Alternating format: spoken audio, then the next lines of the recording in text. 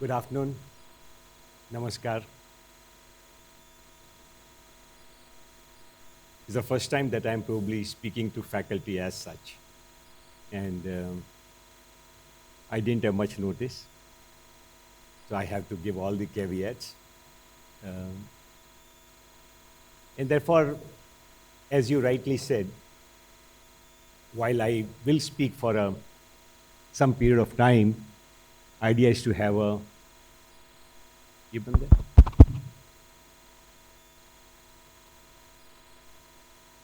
Can you switch this off, please? बंद कर दो रिकॉर्ड हो गया अच्छा ऑलराइट तो इसको बंद कर दो इको नहीं हो रहा है ना thank you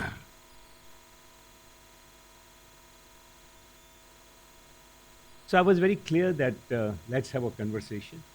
And to have a conversation, we must begin with self disclosure. I must tell you what I feel, what I think, more than really give any kind of gyan, any kind of instruction. So last year, it was a good year for Flame in the sense that we had Dr. Dishan Kamdar join us, which was a big thing for us. And we attracted a lot of applications, more than 3,000 applications between all schools. And I think the number one reason for that must be, we never know the real reasons, but the number one reason, there's no doubt, which was all of you. So my admiration and my salute to all of you who made this possible. This whole rising trend in applications and rising reputation, the number one reason is our faculty. And that's absolutely wonderful. We continue to consolidate that in terms of numbers, in terms of background, and that must be very, very good omen for us. What do we worry about? By this time, you know that the founders and the board are clearly the warrior types. As Dr. Kamdar was telling, Dr. Devi Singh was telling me on the way here, that, we know that you built a great infrastructure and this will impress anybody. But do you guys get impressed with yourself anytime? We never do, actually. We're constantly worrying, full of self-doubts, and so on. So I must share that while we see all the good things, all these rising applications and so on, so there are some big items like, getting NEC accreditation, if there's IOE possibility, getting to the IOE, getting a good rating with NAC, and to do all things that are necessary to achieve these. But those are smaller things for us. More basic things engage our mind. So what is Flame about? Is it about teaching? It's about learning. It always bothers me. And if it is about learning, what is our design to enable that learning? When students come here, they profess that they've come here to learn something. And they choose their courses, this, that, etc. They go through their, lay, naive, youthful, big design and strategy and whatever. And what do we think of that? Are they taking the right decisions? And more importantly, 5 years out, even if they go back satisfied when they pass out, will they hold that satisfaction? I mean, all of us, we know that we don't always feel great about the degrees we got and, whether we wasted our time. And what is it in our case? And therefore, it boils down in a very generic manner to what is the knowledge that we are providing? And I think this word and this concept will come up again and again. What also bothers is really being sure as to what is fact and what is fiction. So we say, all right, we're inviting all these students to come and learn what they want, what we want, etc. Or somewhere, the practical realities are oh, we created this infrastructure, we must fill all the seats. And therefore, all these applications and having the choice. And these are very difficult realities. There's also is a reality, and that also is a reality. And where does fact end and where does fiction begin? It also is a question of if we have pass outs and people get jobs, is it about they getting jobs or is it about they delivering on the jobs that we want, that they should become the change agents? Even thinking about faculty. Are our faculty here and are they improving their job prospects on the market? Or consciously, are they being the change agents that the flame set out to? So, in a way, we're seeing this alignment in our mind that we started a flame university, obviously not to make any money, not to really build a reputation for ourselves, but really to become change agents of a kind. A very idealistic thing. But that has to be achieved through practical path. And these are all the practical milestones, landings, whatever you call them. And you build a brand, you worry about the brand. That what is the reality of the brand? What is the randomness in the brand? Sometimes it is the relative aspect, sometimes it is the infrastructure aspect, sometimes it's one fantastic passing out batch, sometimes it's a few faculty members, and everything else shines in the halo of some of these little events which are random and we have no control over it. We must worry about it. In a way, at another level, what is our faculty's focus? Are they knowledge purveyors or are they knowledge creators? As I said, this knowledge is going to come up again and again. I think we really, at that moment in history.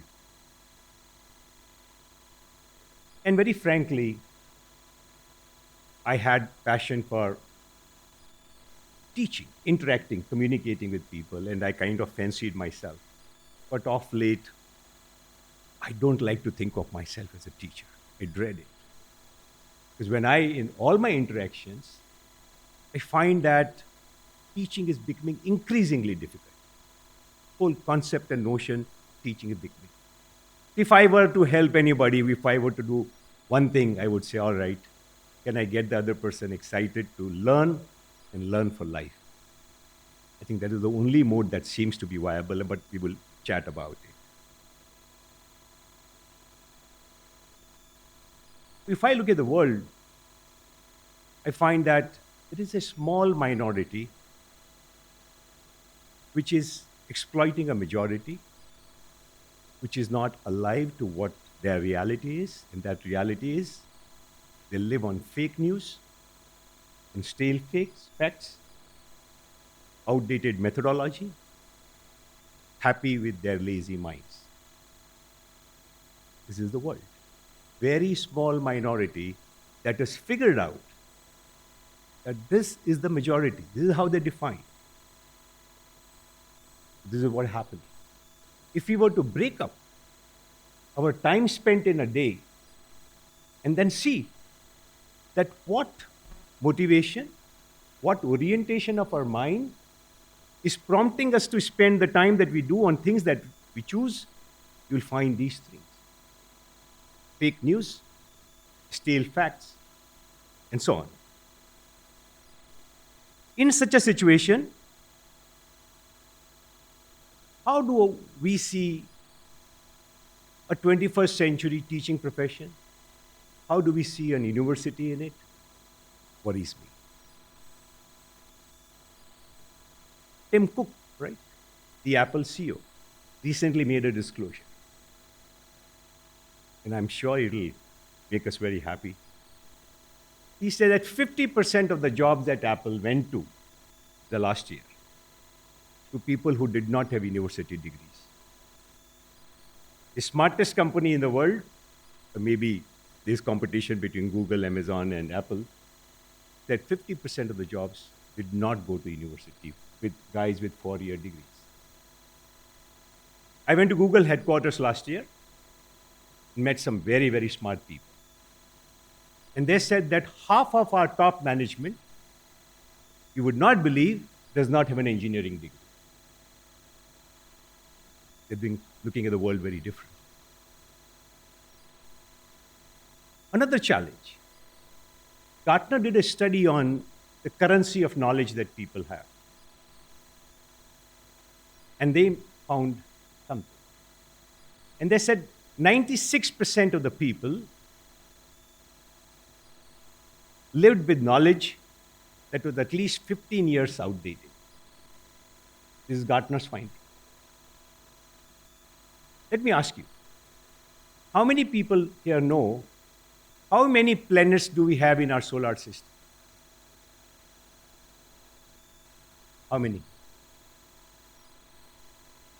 How many say 8? How many say 9?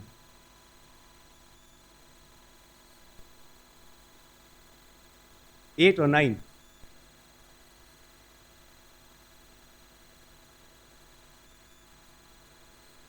Pluto got declassified as a planet within these 15 years. Not everybody knows. What is the capital of Yugoslavia?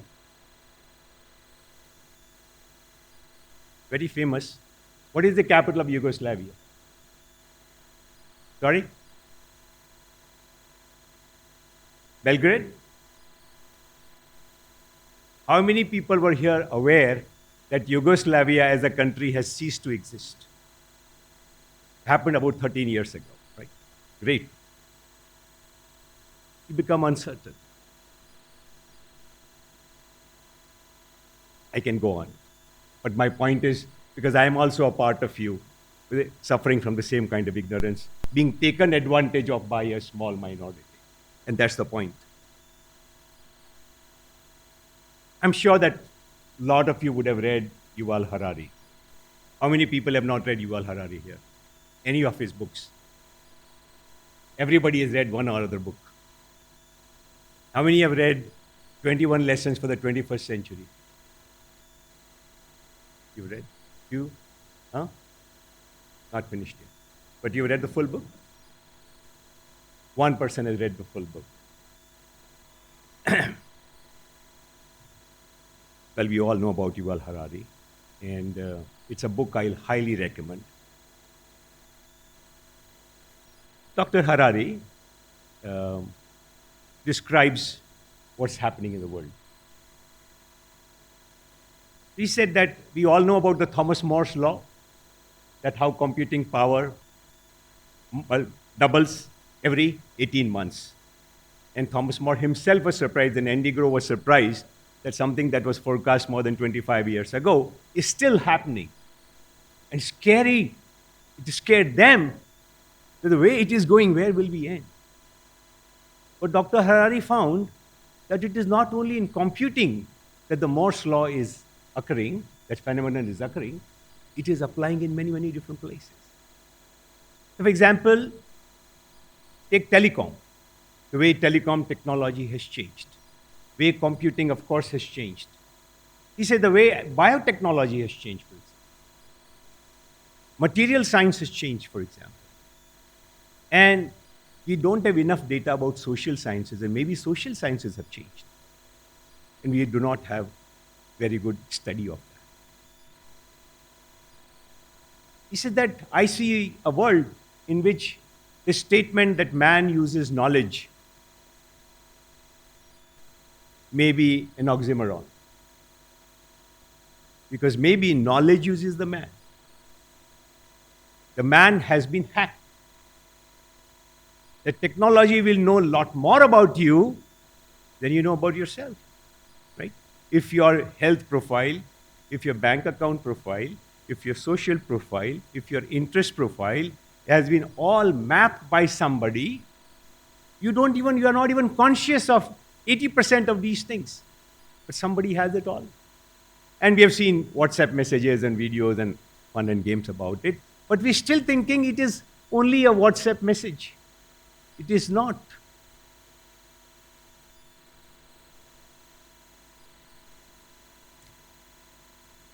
I'm involved in a lot of education initiatives. And as if all these worries are not enough, I have a school initiative, hoping to design a school curriculum pedagogy where we will produce kids who will be immersed in values, who will have resilience, who will have sensitivity, who will have volunteerism, and who will have a sense of wonder all the time. So I said, let me speak to some kids. Fortunately, I have a good supply in my own family, extended family. And over a vacation, I was sitting and chatting with them. And they told me a few things. They said, I said, how was your school? Now they're toward the end, ninth standard, 10th standard, that kind of kids. And so they have confidence and they're articulate. And they say, how was your school education? They said, boring. I said, why was it boring? It was so slow. See, it was so slow. We thought, you used to carry such big bags and big books, and it was very boring. Second thing he said, that parents and teachers both produce so much stress. Instead of reducing our stress as our guardians, as our parents, they just add it to our stress. He said, we are very conscious that when we are not stressed, we learn things in a jiffy. So these guys, they made it slow, they made it boring. Some of the most startling and painful observation they made was that I hate my history teacher. I hate my maths teacher. I said, why? He said, they were so bad. I missed learning those subjects for life now. It was very painful. During the holiday, relaxed, so the kids were talking. And see, that terrible thing is that we are not made to do things. We are only given theory and all this happened and that happened. And it's only when we do things, real, white things, that we understand, and it is so much fun. Remarkable. Very, very good news. He said all our education is value agnostic. The values were not emphasized. And we find, because now a 14-year-old is like an adult, and they see the life for it, because a lot of things they are doing at that age, which we did not at probably 25. He said that as a result, because of this value agnostic business, education, we are unable to deal with the situation that we get in as teenagers, as youth, and so on. And the last thing that stood out was, he said, we can't understand, our parents are always talking about security. No, you'll get a job, you'll be able to build some money, and blah, blah. He said they don't value experiences at all, and there's a big divide between the way we look at the world and the way they look at the world. And no wonder, I don't know if you've noticed it, the leadership in the world has moved to younger people. How old was Malala? You know about Greta Thunberg? You know about Babar Ali? How many people know about Babar Ali? We know about the foreigners, we don't know about the Indian. Babar Ali is the youngest headmaster in the world.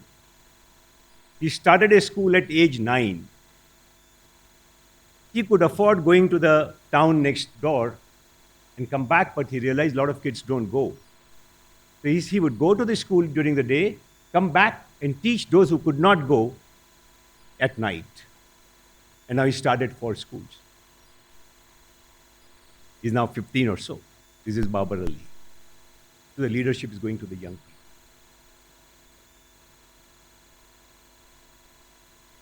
I think this recognition that kids can learn a lot of things on their own, which we don't have to teach, it dawns upon us. We recognize that in some manner, but we're still stuck in the old structures. We get recognition for it, we get paid for it, and we have a longer queue than we can service, kind of lulls us into a complacence that, oh, this is fantastic, we are successful. Are we successful? What will universities do then? If this is the reality, this is a direct survey, and I give you a lot of other facts, what will universities really do if they have to really be relevant?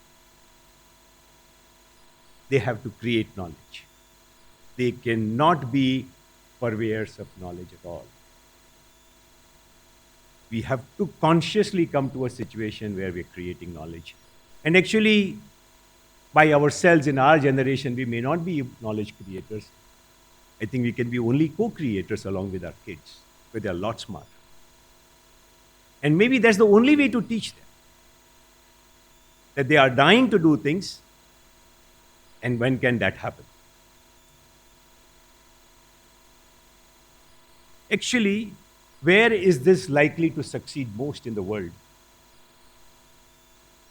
Not because we have a liberal arts college, I'm saying this. It has to be liberal arts colleges. But they are the ones who, in this increasingly acute, extremist kind of world, we have still the highest spectrum of the world, the most holistic view. And if you pay attention to what Google is doing, when Google says that 50% of our guys are non-engineering guys, they are building liberal arts atmosphere within the Google top management. And that's the way they think they will beat the world. Because human behavior inside is still not changing that fast. And I'll give you another example. I don't know how many of you know that. This whole liberal arts business. You know, the most advanced computer language, I forget that, I think it's Python, which is most popularly used. We're soon going to have computer science in our campus. Hopefully everyone will take a course, a basic course on computer science. But that language, when they said that this will be the most used language, at least for the time being, they said, how do we create the structure? Is there any reference in the world? And they found a reference, and they were delighted with that reference. Do you know what that reference was? Can you guess? It was Panini, the great Indian scholar, his language structure, his rules of language. They are fabulous, unbeatable. Nothing in the world came close to it. This is the integration of social sciences with the most cutting edge building block of computer language. So as I see, what is the opportunity? What is the hope for us? The hope for us is that we kind of pride ourselves that we have 19 majors, 21 minors, a possibility of something like 300 combinations, and some 100 odd get taken up. Very good, 100 odd is very impressive. But where is this collaboration? So the student is combining. How much we as an institution are combining these knowledge streams? I do not know. But I would like to, when we open up the floor, like to understand more about. And how many disciplines come together? And where the real opportunity is. So I thought of some areas. Say, for example, how much do we look at the nature of our democracy? You think our democracy is by the people, of the people, for the people. And how being complacent about it is going to affect your life the most. The leaders in the world are Trump, Xi, Modi, Putin. These are the four most powerful leaders in the world. And what is getting done in the name of democracy? How it is going to affect your life? As university, as the thinking people, this fantastic collection of faculty and library and facilities and all, what is the problem that we choose to engage with? I can go on. I have a whole foundation on democracy that I think we are so complacent in handing over control over life in the name of democracy without paying any attention to it. Nature of business, values of business ethics. You're finding newspaper headlines full of them. As an institution, how are we engaged with it? I think it's very relevant. History is full of it, language is full of it. A lot of our social sciences that we teach are full of it. How many papers have we written about? Corporate governance. Everything boils down to governance. Whether we study Roman Empire, whether we look at Mahabharata or Ramayana, it was all about governance. within a family, within a community, within a country, etc., etc. What are we doing about it? The whole ethics of technology. What technology we need more, what technology becomes available, and so on. I don't know how many have thought about bitcoins. All of you familiar with bitcoins. Bitcoins was a fantastic idea. And that's how, it got seriously appreciated. But it didn't succeed. And now, Facebook is trying to create something extraordinary, and they're being pushed back. And there's maybe esoteric, a lot of people may not think about it. But what happened was that central banks of the world ganged up. They said, no, no, no. We control, we shape, or we protect our countries, or we destroy our countries, doesn't matter, but we believe we protect our countries. And we will not allow some other banker to create money which can have great credibility and great currency, etc. So the Bitcoin did not happen. I think it's an area for us to engage. Ownership of data. Next week, I am hosting a lunch in Pune. And to think about it, how many have you heard about iSpirit in India? Anybody has heard of iSpirit? They are doing things that I think as Flame University we should be doing. iSpirit is a group of people, primarily who quit their jobs in America to come to India. They said, okay, we made millions and we helped our employers make billions and billions. But why not do something about India? And it's about a group of 100 people whose standing cost is all of 1 crore a year, because they don't charge anything. It's a small space, few employees, the rest is all their contribution. And they are doing the biggest platform revolution in the world. Dr. Saab, whenever you want, we should do a session on iSpirit. I'll be hosting a lunch. I did one in Bombay. I'm doing one in Pune, and trying to see if people can come and understand these big changes that are influencing their life and their future, and what role are they playing. They are confident, they're already succeeding. One of them was invited to a meeting of 68 most powerful central bankers of the world to make a presentation on RuPay, on UID, on UPI. And all the 68 bankers said, this is the way to go. There are things that we as faculty, if we change our paradigm, we can do. I could go on. Say, for example, America spends something like 17 to 18% of GDP on so-called healthcare, which means running shoes, to sports, to yoga mats, all of those things, 18%. And they are not the best of healthcare system in the world. Why? The racket between insurance, the hospitals, the doctors is a racket. It is the universities who can expose them. And it is coming to India, unfortunately.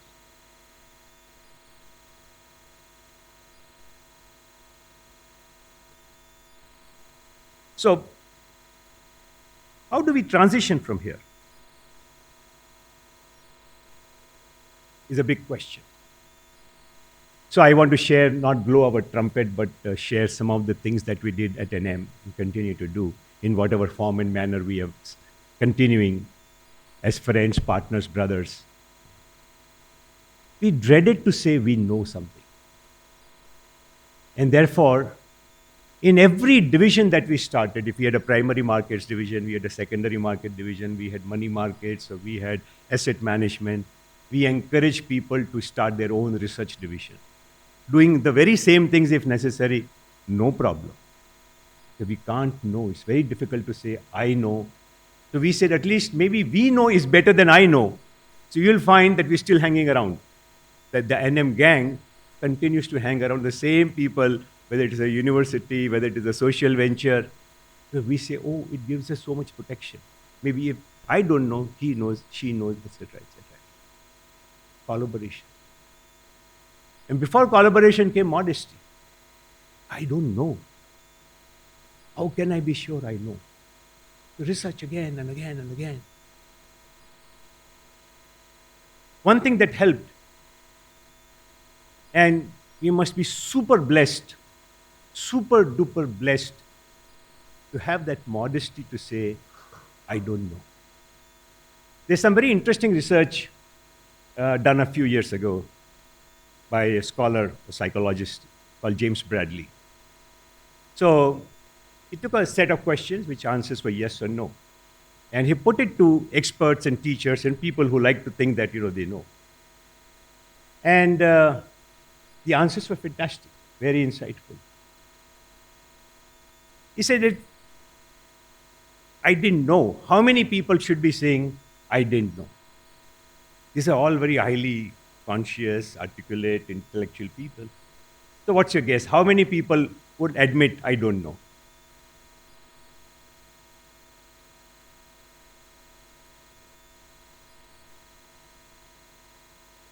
So if I'm posed that, say, Belgrade is the capital of Yugoslavia, answer could be yes, no.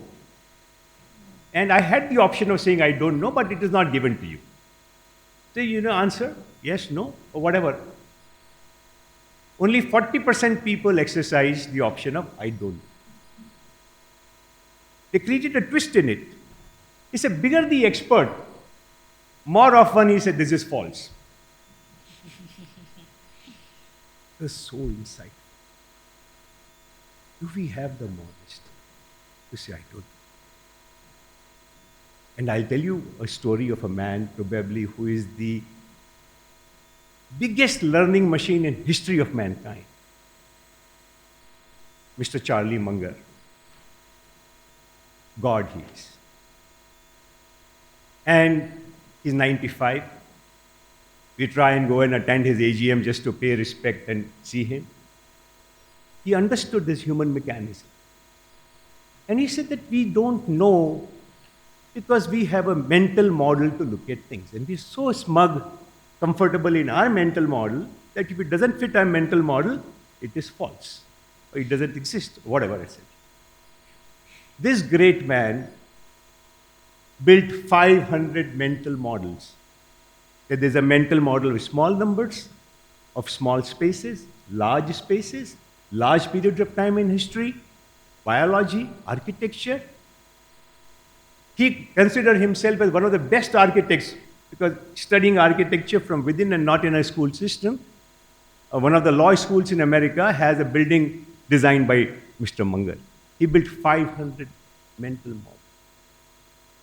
Where knowledge has to be looked at. So it does seem to me that very soon knowledge that we call knowledge, a bulk of it, will cease to exist. Why? If the world is extremely well connected, everything has been converted into data, right? The whole Congress library, right? At one upon a time, we used to say the biggest library in the world has so many books and blah, blah, and it'll take so many years even to walk the corridors and months to walk the corridors of the library can be converted into a small chip. We don't know the kind of data that is got. That was the first revolution.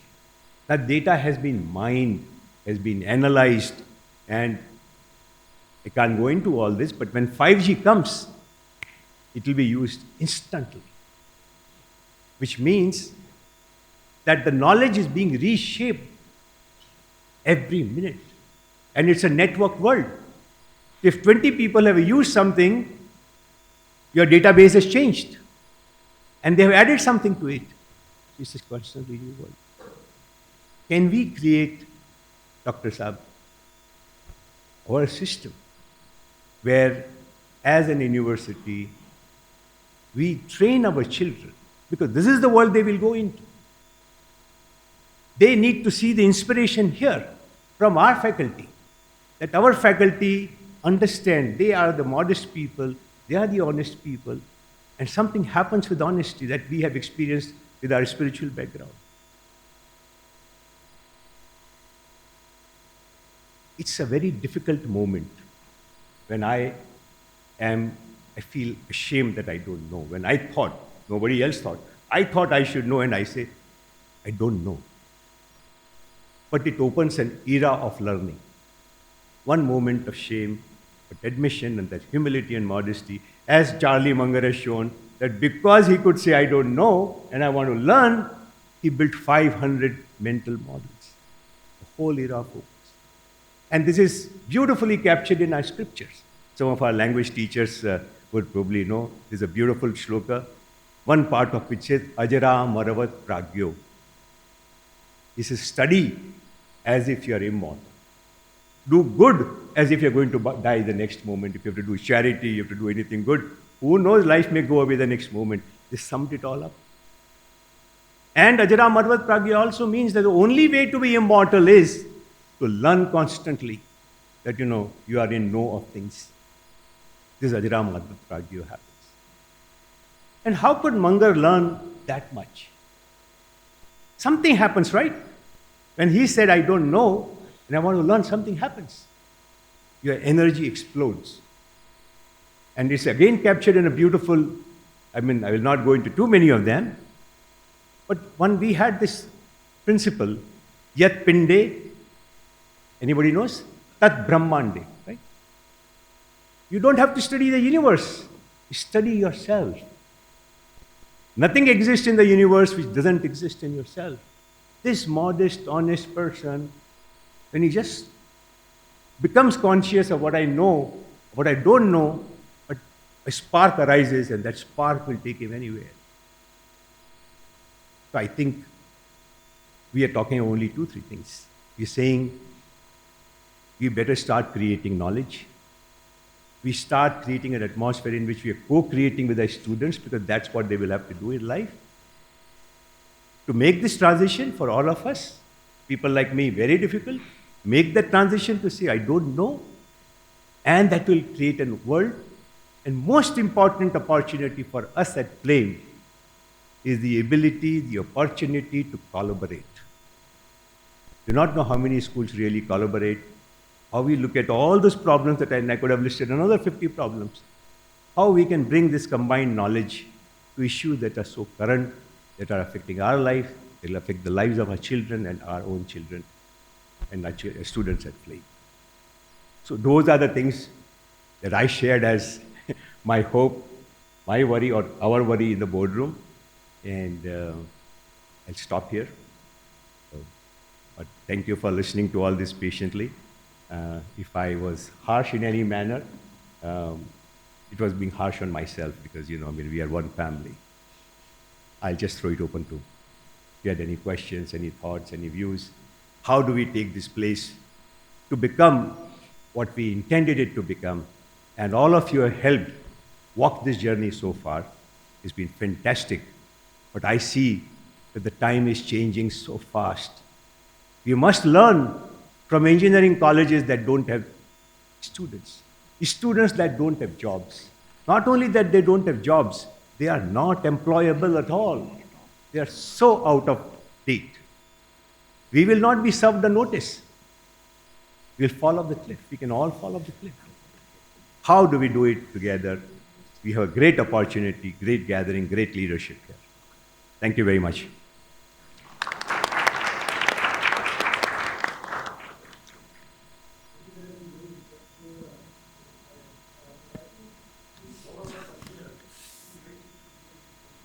Sure, please. If I could have some water, please. I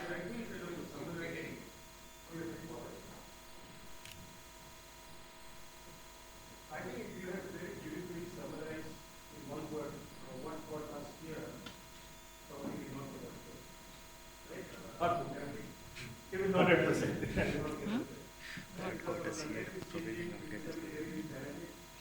So we just have to, I think, unlearn, have a discussion, and then strategize the way forward so that we remain relevant, not only for ourselves, but our students as well, and make this future really as well.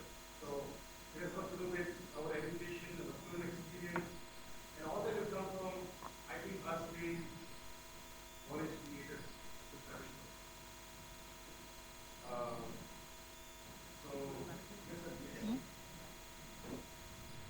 I am supposed to press this, no? this button. So I pressed it. Okay. In my years here, over the period of a decade plus, different in different batches, different quality of students I have faced. To me, I have realized that there are two ways of teaching. One is that which comes to us by reading too many papers, research papers, reading some of the most obscure of writings. My kind of area, if I could give an example, there would be something like Gayatri Chakravarti's Vivek, or something like uh, Derrida, etc., who are very obscure to understand. Another side is where we have to teach whatever is there in the curriculum, but at the same time, we have to be mindful of that value element of education, which we always emphasize and harp on, the liberal in the scheme of things. So I went to those masters who we have always adored and respected. One was, of course, one such who passed away at the lectern only, and that was our President APJ Abdul Kalam. Another president, Sarvepalli Radhakrishnan, was there. And in the times in which we are living here right now, we see that we have so much of communal politics and all those fake news, etc. And I'm quite concerned with communal politics. So I started thinking that how could we get through this, and how can we tell our students to know the grain from the chaff. So on APJ, I found, let me see what inspired APJ. So I had somewhere read that light from several lamps, somewhere he had written. There were two books which he had mentioned, and there was third which was in Tamil only. So I said that might be a good idea. And then I thought Sarvapalli's The Hindu View of Life.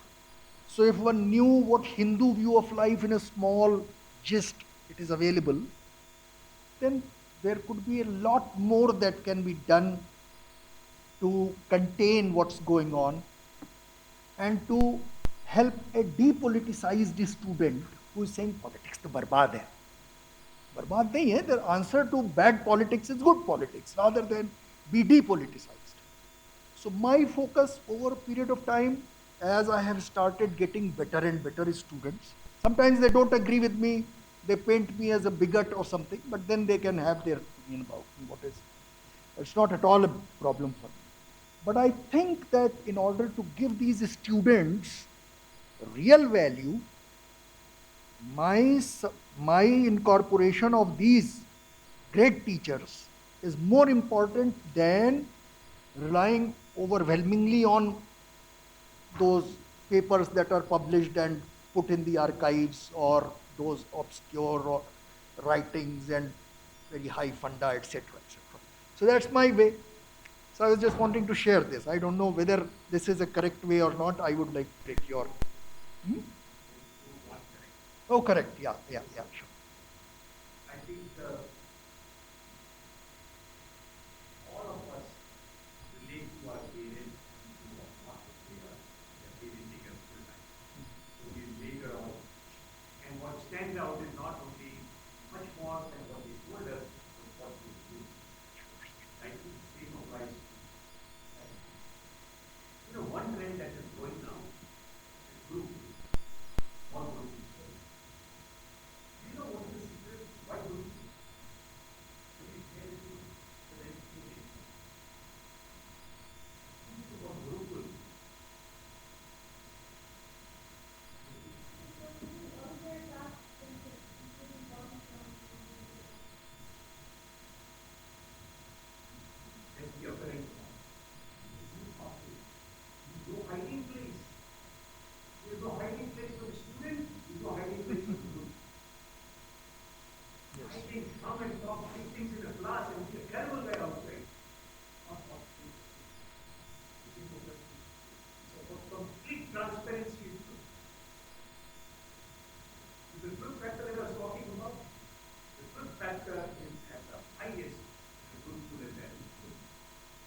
also adopted the Guru Shishya Parampara as a core value of faith.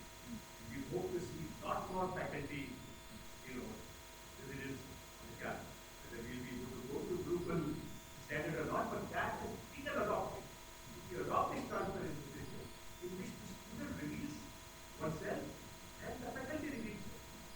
I would say that why not talk about Dr. Radhakrishna and Alama.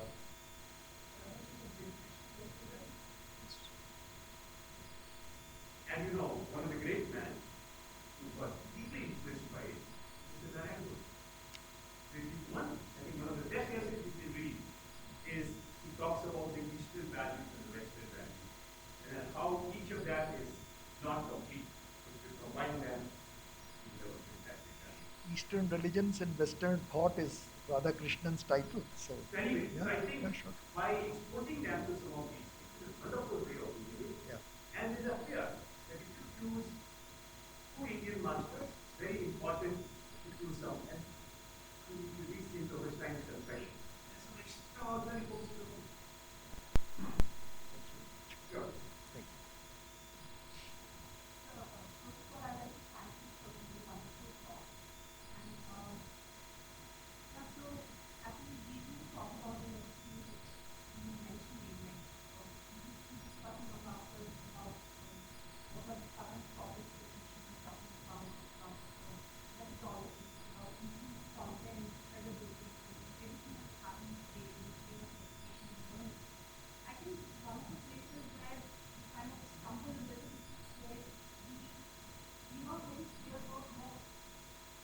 what we aspire to be as an institute. What exactly is FLAME? What does FLAME aspire to be?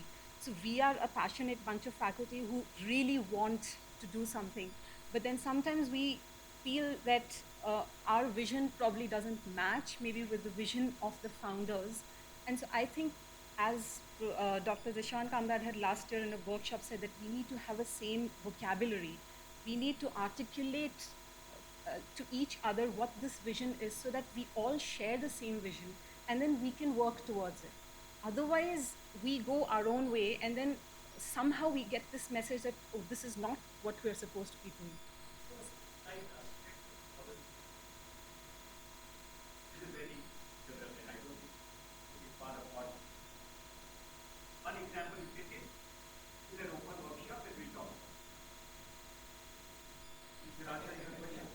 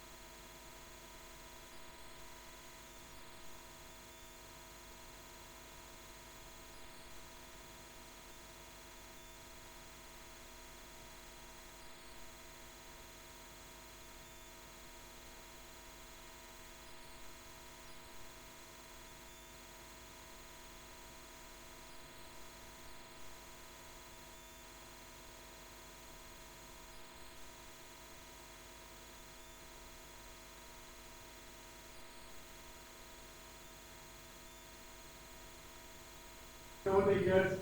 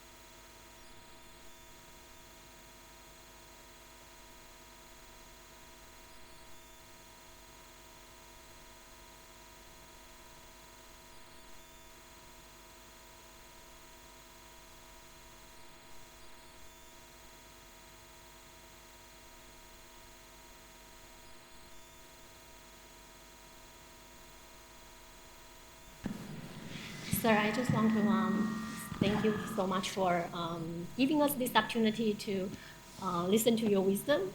And I have a lot of learnings from just some of the things that you have shared, and personally. But at the same time, I've been here. My name is Jasmine, so I've been here. This is my 3rd year at Flame. And actually, some of the concerns and fears that the concerns that you described earlier at the boardroom level, I have kind of witnessed that and heard about that wherever I am since the day I started. So I feel that actually everybody is recognizing the fact that the world is changing so fast, and there is a lot of things that we are trying to cope up with. From as an individual, as a faculty person, and as a staff person even. I guess what I haven't been able to figure out is, for some reason, over the past 3 years I've been here, I haven't seen, maybe after the VC joined us, I mean, there was some certain retreat and certain workshop that been organized, so people were having such conversations.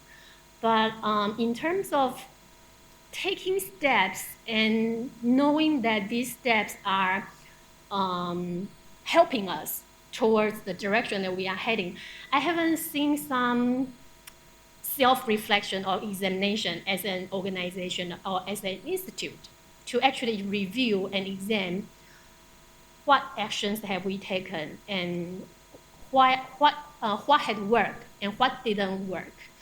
Maybe to respond to something that you had shared earlier about transparency or about how do we encourage collaboration among schools. I personally would think that in the right now, information sharing is the minimum to begin that mindset when we are talking about sharing or when we are talking about collaboration. Without accessing to information, nothing is going to work. And I can share with you my experiences. I cannot have access to what courses are being offered by faculty members. I do not know what kind of course curriculum that they have on the individual courses. I don't know like how other people have access to this information, but me, having been here for 3 years, I still do not have access to that. So with the best intent that I want to collaborate with people, without this minimum, access to share with me, I don't know where to begin. And I think this is one small example. There are many other examples that I can provide if you are interested in.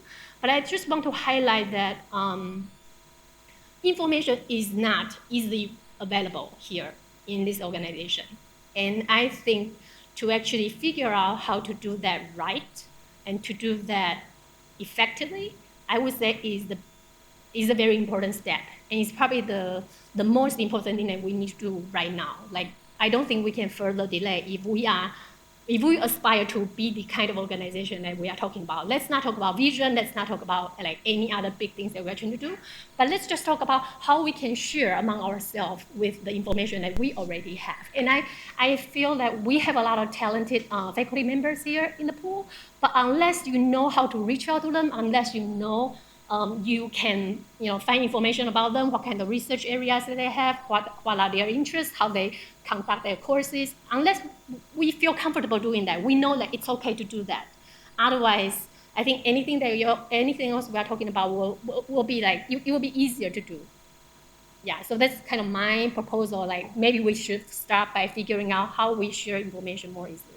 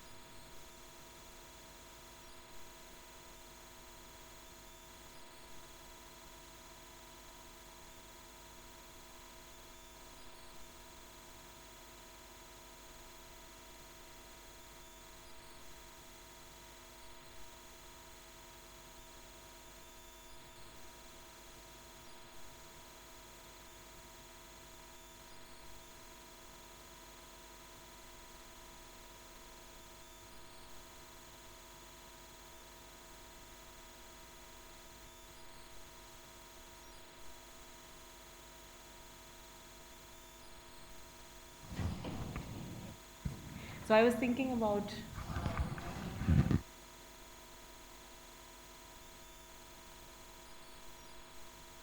Is it not working? No. Okay. So I've been thinking for the last few years about how DIP is one of the places where I think we have interdisciplinary conversations. And it's because there's a lot of collaborative work amongst faculty, amongst students, and I think it's the strongest place perhaps. But we need, I think, so why Jasmine's point I think resonates with what I was thinking about is we need ways, I think, also to think of how to challenge our pedagogy and how to collaborate and talk to each other about what we're doing and how to think differently about what we want from our students. So in how Samir was saying, we've been, many of us traditionally trained in our disciplines. How do you think outside of that? We need to have conversations. And I think the point that she made about making, even say, syllabi available across the board is one big way for us to have just opportunities of brainstorming and thinking about, pedagogy, because you can't, that the expectations we have of our students of the future of, creating, that happens without that pressure of coming up with something, but we need opportunities for that.